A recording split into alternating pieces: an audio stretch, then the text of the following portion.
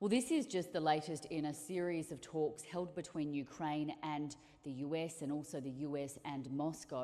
የአሜሪካው ውጭ ጉዳይ ሚኒስትር ማርኮ ሩቢዮ የዩክሬን ጦርነትን ለመጨረስ የአሜሪካና ዩክሬን ተወካዮች ውጤታማ ውይይት ማድረጋቸውን ገልጸው ከባድ የቤት ስራ ግን ከፊታቸው እንዳለ ተናገሩ። በፍሎሪዳ የተገናኙት የአሜሪካና ዩክሬን ተወካዮች የዩክሬን ሉዓላዊነትን ባከበረ መልኩ እንደተነጋገሩም ነው የተሰማው። አውሮፓ በዩክሬን ጉዳይ የመደራደር መብት ስለሌለው እጁን ማስገባት የለበትም ሲሉ የሩሲያ ውጭ ጉዳይ ሚኒስትር ሰርጌይ ላቭሮቭ አስጠነቀቁ። የሰሜን አትላንቲክ የጦር ቃል ኪዳን ጥምረት ኔቶ ከፍተኛ ወታደራዊ አዛዥ በሩሲያ ላይ ጠንካራ እርምጃ መወሰድ አለበት ሲሉም ዛቱ።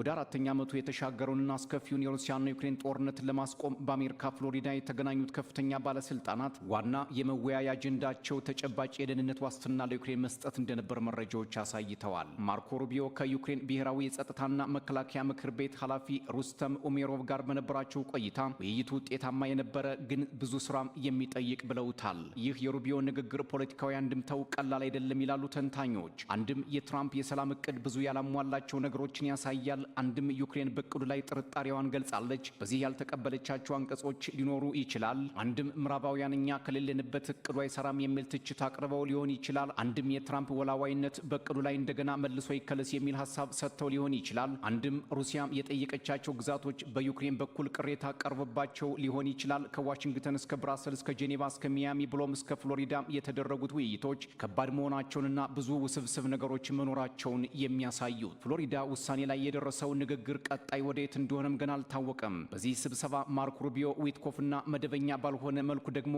ጃሬድ ኩሽነር በዋና ስብሰባውን በመምራት ተሳትፈዋል። ከዚህ ውይይት በኋላ ዊትኮፍ ወደ ሞስኮ ያቀናሉ ተብሎም ይጠበቃል። ሩቢዮ ከስብሰባው በኋላ በሰጡት መግለጫ ጦርነቱን መጨረስ ብቻ ሳይሆን የጋራ ማንነት መፍጠር ላይ ያተኮረ ብሎም የዩክሬን ሉዓላዊነትን መጠበቅ ትልቅ ጉዳይ እንደሆነ ነው የተናገሩት። የዩክሬንን የወደፊት ዕጣ ፈንታና ተስፋን የተሻለ የሚያደርግ ከዚህ በፊት ታይቶ የማይታወቅ ጥቅም የሚሰጥ ሲሉ ያሞካሹት ሩቢዮ ይህ እንዲሳካም የሩሲያ ተሳትፎ እጅግ ወሳኝ እንደሆነ አስታውቀዋል። የሩሲያ ባለስልጣናት ጉዳዩን በበጎ እንደተመለከቱትም ሩቢዮ አክለው ገልጸዋል።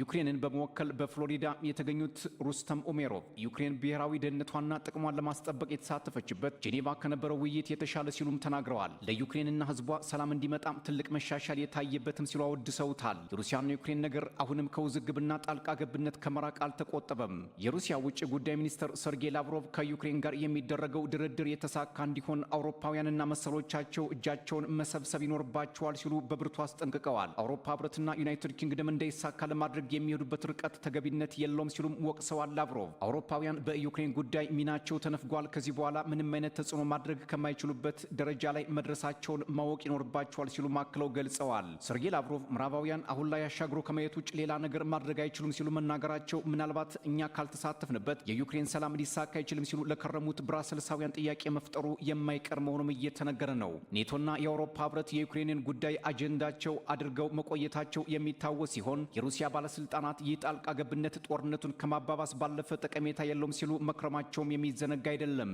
የዩክሬን አጋሮች ከፓትሪዮት ሚሳይል እስከ ረዥም ርቀት ተወንጫፊ መሳሪያዎች ከተዋጊ ጀቶች እስከ ከባድ የጦር ተሽከርካሪዎች ድረስ ለዩክሬን እርዳታ ቢያደርጉም በጦርነቱ ዩክሬን ድል ሳይቀናት ወደ ድርድር እንድትመጣ ተደርጋለች የሚሉ ቢኖሩም ሩሲያን በዚህ ጦርነት ከባድ ዋጋ መክፈሏ ቢታወቅም ከዩክሬን አንጻር ግን ትንሽ እንደሆነ ይነገራል። ምንም እንኳን የጦርነት ትልቅና ትንሽ ጉዳት የሚባል ባይኖረውም ሩሲያ የበላይነቱን ወስዳለች የሚሉን በርካቶች ናቸው። ባለፉት 2 ሳምንታት የአሜሪካው ፕሬዝዳንት ዶናልድ ትራምፕ ባለ 28 የሰላም እቅድ ማቅረባቸውን ተከትሎ የዩክሬን ባለስልጣናትና አጋሮቻቸው በጉዳዩ ላይ ውዝግብ ውስጥ መክረማቸው ይታወሳል። ኔቶ አሁንም ድረስ ተቃውሞውን እያሰማም ቀጥሏል። የሰሜን አትላንቲክ የጦር ቃል ኪዳን ጥምረት ኔቶ የወታደራዊ ኮሚቴ ዋና ኃላፊ አድሚራል ጉሴፔ ካቦ ድራጎን ለፋይናንሻል ታይምስ በሰጡት ቃለ ምልልስ የኔቶ አባል ሀገራት በሩሲያ ላይ ጠንካራ እርምጃ መውሰድ እንደሚገባቸው ነው። በሩሲያ ላይ የተቀናጀ ጥቃት ማድረግ አስፈላጊ ነው። ለዚህ ደግሞ ዝግጅት እያደረግን ነው። ሩሲያ ጥቃት ከመፈጸሟ በፊት ቀድመን ማጥቃት አለብን ሲሉ ነው የተናገሩት አድሚራሉ። That freedom is never given, only safeguarded. የአሜሪካና ዩክሬን ተወካዮች እየመከሩ ባሉበት ሰዓት ይህን መግለጫ መስጠታቸው ጠብጫሪ ማስብሏቸዋል። ከደካማ የጥቃት እሳቤ የተላቀን ጠንካራ ጥቃት ለመሰንዘር ማሰብ አለብን ማለታቸውም በሞስኮ ዋሽንግተንና ኪየቭ እየተደረገ ባለው ውይይት ላይ አደጋ የሚጠራ መሆኑን አመላካች ነው ይላሉ ፖለቲከኞች። ባለፈው ሳምንት ኔቶ በሩሲያ ላይ የተቀናጀ ጥቃት ለማድረግ ውጥን እንዳለው ፖለቲኮም አስነብቦ ነበር። የአድሚራሉ ሐሳብ ምናልባት ከዚህ የመነጨ ሊሆን እንደሚችል ይገመታል።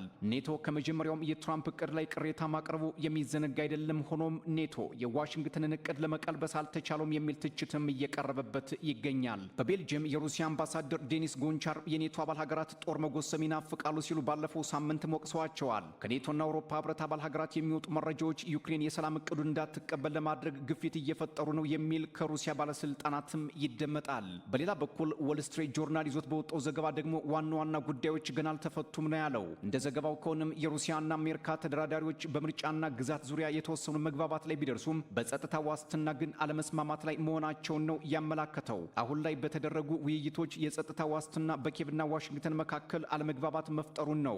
ምንም እንኳ የዩክሬን ተደራዳሪ ኦሜሮቭ አሜሪካ እየረዳችን ከኛም ጋር እየሰራች ነው ቢሉም ዩክሬን ከአሜሪካና ከሌሎች ሀገራት በምታገኘው የጸጥታ ዋስትና ግን ከፍተኛ ውዝግብ እየተፈጠረ ይገኛል። ከዚህ ባሻገር የዩክሬን ባለስልጣናት በሙስና ውስጥ መውደቃቸው ሌላው የዘለንስኪ መንግስት ፈተና ሆኖ ብቅ ማለቱ ነው። ዶናልድ ትራምፕም ይህን ጉዳይ እጅግ አስቸጋሪና ብዙ ነገሮችን የሚያስቀር ሲሉ መናገራቸው ዩክሬን በመንታ መንገድ ላይ መውደቋን ያመላክታል ይላሉ ፖለቲከኞች።